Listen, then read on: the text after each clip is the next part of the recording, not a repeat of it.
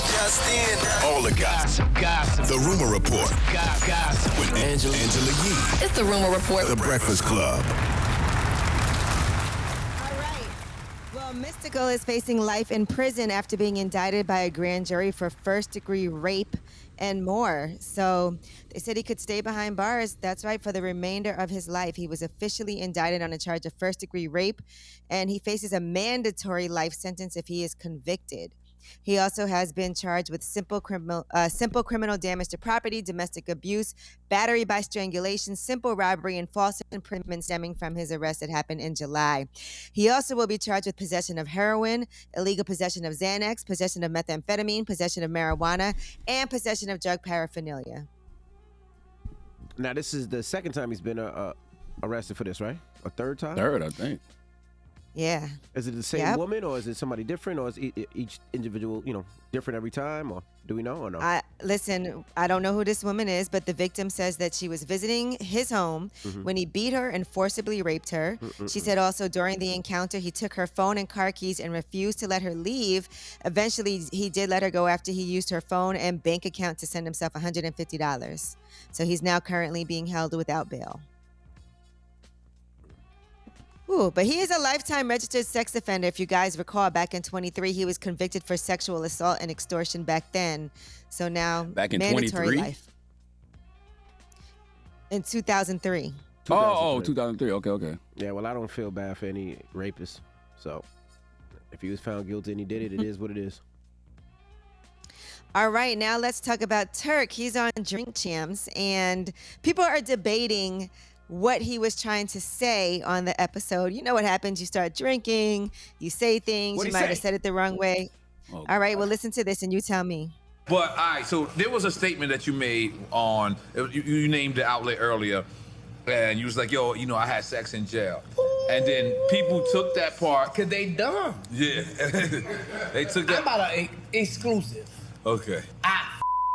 Man. Wait, what? You heard me.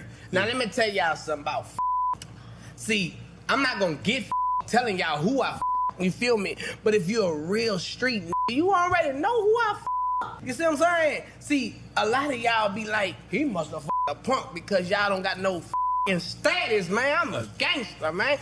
Man, I shot 2 police. Listen, man. The documentary coming 52 bullets. Let me guess. The internet is taking Turk literally. Yes. Y'all, oh God, y'all do realize Turk is being sarcastic, right? Of course. Oh, okay. Like he's playing into the fact that on the internet nobody cares about the truth and the lies more entertaining. He's simply not trying to get himself or anyone who works at that prison jammed up. And if that's what's happening where he was locked up, he doesn't want to mess it up for folks who are still in there. Like, come on, man. Y'all got to be smarter than that. It was amusing, though. It's always amusing, but that's why he's playing into it. Like, nobody cares about the truth and the lies more entertaining, so you might as well give them something to talk about because they're going to run with what they want to run with anyway. Now, in addition to that, he wants to make sure that people know that as everybody else is telling their story, he wants the freedom to be able to do that too. Me and Wayne caught crabs together. Oh, See, a lot of people try to turn a testimony to a messimony, right? There's a lot of youth out there doing the that we was doing, so I got to tell them, bro, I understand what y'all going through, but check this out. It ain't just the AIDS out there, you know what I'm saying? You can catch this. Now they got the monkeypox and all this I heard, they got all kinds of out there now, you feel me? So I was doing the interview and I say something about it. And they were like, man, you bringing that old stuff up. This is my story. Right. The I just heard Baby and Wayne tell a story like Baby say Wayne say on here. Man, Wayne was like, man, all them. I'm better than all of them. So if they could tell their story, I could tell mine. Y'all like to turn somebody's testimony into a messimony. Dropping the clues bombs for Turk.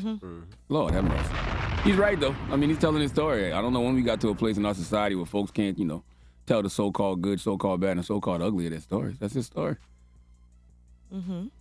Yeah, and it's a weird thing because sometimes people are like, why is this person talking about this? But then on the flip side, if it is your story to tell, then you're not you should be able to say. Yeah, you're not supposed to talk about your life. Like, we've all had different life experiences. What are books for and documentaries? But sometimes your life, sometimes your life does involve other people. Yeah, he didn't have and to maybe say those Wayne people had don't STD. want. Yeah, he could have just said I had STD. Or he could have said me and someone else that was down with the crew. You know what I mean? Well, it wouldn't be that great of a story. Right. But don't throw me in your STD stuff. I mean, if you grew up with Lil Wayne's one of the biggest stars in the world, of course you're going to tell that but story. that ain't your story. That's But then- y'all's story. But then people also didn't like Irv Gotti talking about Ashanti. That's what And I'm thought saying. that was unnecessary. It's all. You're right. No, whatever, man. It's people's story. You tell the things and you deal with the consequences of what you say. That's all that matters. Mm-hmm. All right, well, that is your rumor report. All right. Thank you, Missy. Front page news, what we talking about? All right, Barack and Michelle Obama returned to the White House for the first time together, jointly, since Obama left office in 2017, and we'll tell you why. All right. We'll get into that next. It's The Breakfast Club. Good morning.